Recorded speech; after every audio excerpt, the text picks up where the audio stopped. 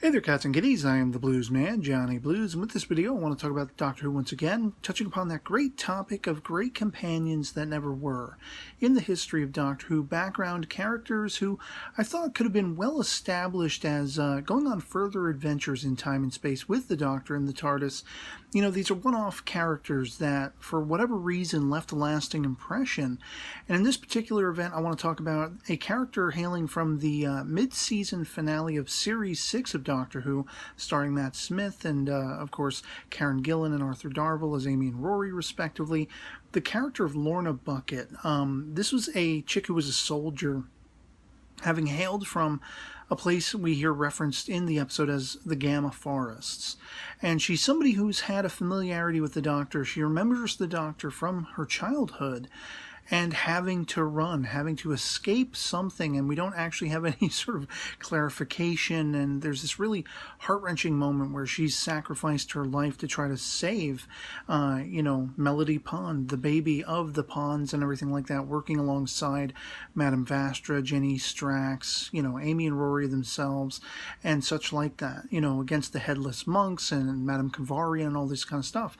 And there's this great sort of steeped element of mythology being referenced that very much harkens back to the grand mythology of Doctor Who, just in a few fleeting moments as Lorna is on her deathbed, with the Doctor encountering her and not really actually remembering her. But anyone he ever meets who remembers him, they always remember the running. And it almost gets you misty-eyed when you realize, here's this stranger and it's just another girl, another innocent life.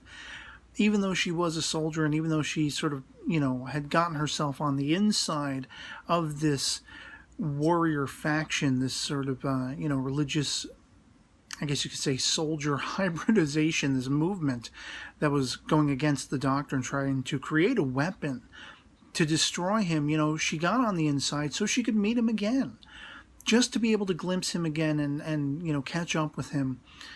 The romanticism there, the mythology there, it was such a captivating promise that unfortunately is wiped clean. The slate is wiped clean with her death. And I really felt like it was so much mileage, story mileage, that you could have gotten out of a character like this.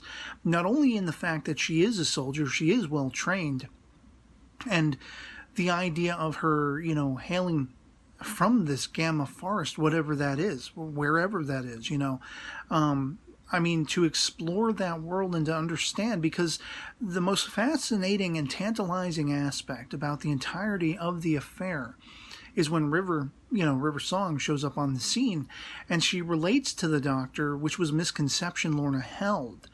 In his name, people of the Gamma Forests considered the word Doctor to mean, sort of superlative warrior, like the best, hardest core warrior there was. And this was a product of the Doctor's own machinations, going after bad guys, taking them down. At the start of that very episode, do we see, Arthur Darvill's Rory going into the, whatever it is, Cyberman fleet, the 7th Cyberman fleet, or the 9th, whatever it is, and saying, I've brought a message from the Doctor and a question, where's my wife, that kind of thing. The message from the Doctor being the entirety of the fleet is, we see it exploding in the background. The Doctor doesn't play games, and he has this reputation. He, at this point, in his history, he's becoming much more known as a warrior, much more known to certain worlds, to certain species, as a conqueror. And Lorna was this special case where, because she has this military background, it's something I touched upon in several previous videos where I talked about characters that had this kind of training. It would have been captivating seeing a character who could walk into a scenario and own the situation without even having had to have spent time with the Doctor previously. She's tough. She can hold her own and everything like that. But she also has this very human heart. And that's why this has brought her to chasing down the Doctor. This is why she sacrifices her life. And so all of these things are representative in the character from right off the bat. But then that mysterious element and filling in those plot holes of understanding the world she came from. She is, for all intents and purposes, human, but she hails from the Gamma Forests. And I wanted to explore that. I wanted to see what that was and understand what kind of people these were.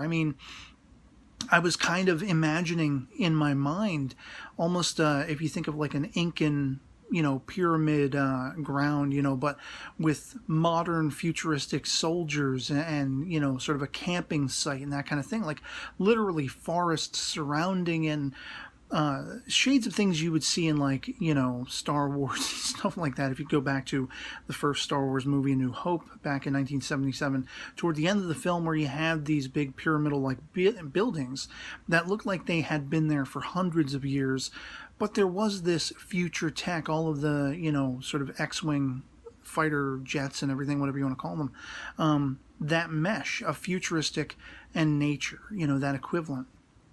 And that's kind of something I found myself fascinated by. And you think of like, here is the Doctor running with this child version of Lorna through these forests. And I'm thinking of things like these geysers spitting out molten liquid as whatever enemy happens to be on their coattails, that kind of thing.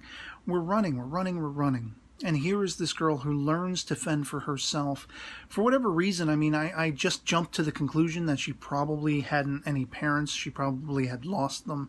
And the Doctor is who gave her that drive, that impetus to keep going, and to find herself and to become strong for herself.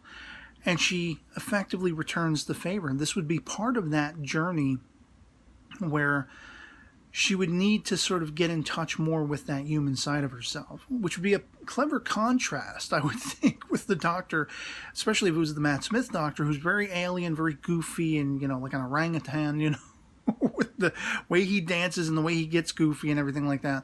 I just think it would have been a mad, funny contrast to have this character who is kind of the straight woman to the Doctor's flamboyance. With this militaristic background, it's kind of something that you might have had if Benton, hailing back from the unit days, had gone along with the Doctor on journeys through time and space. It would have been a character who has this militaristic form and function, this idea of, sort of buttoning all the, buttonholes, the button pegs on his shirt, and everything being straight and perfect, and having to understand that he can be human. In the case of Lorna, that she can be human, that she can dial it back a little bit from the, prim and proper militaristic sort of world that she inhabits and that culture she inhabits, and really thoroughly explore, kind of like the Leela thing, going back to the classic series as well. A fish out of water scenario where Lorna would have been this soldier woman, trained as she was, and she would need to let that go, let that baggage go, having come from the Gamma Forests, which I would think be filled with tragedy, the idea of escaping that, of running from whatever that was chasing them. It just leads me to think that she would have been on the run from that, very much like the Doctor was so many ages ago when he made off with that particular Type 40 TARDIS. And so there would have been great parallels, great character sort of, dynamic going on between them where they're very similar, but at the same time they're stark in contrast in their nature. And so that's why I think Lorna Bucket would have been a really excellent character to have seen on further adventures in the TARDIS through time and space with the Doctor. So I'd love to hear from you guys, especially my fellow Whovians. If you remember the character, I mean, she was a really standout character, and I was actually just watching the episode again recently, and I was like, why did I never do a video about this character? I'd actually thought about it a long time ago. It had slipped my mind at the time, and I'm glad that I found my way to it again, because I think she would have been a perfect character to have been a companion. And if you agree with me, if you think there could have been some compelling storytelling across a full series, maybe more, anything goes in the comments below. So always love hearing from you, always love having that conversation. Doctor Who is a much-loved fandom for me, and anytime I get to talk about it, even on these speculative journeys of pinpointing great companions that never were. Otherwise, it'll be pretty much it for me on this. If this video finds you well, and I'll catch you all later. Peace.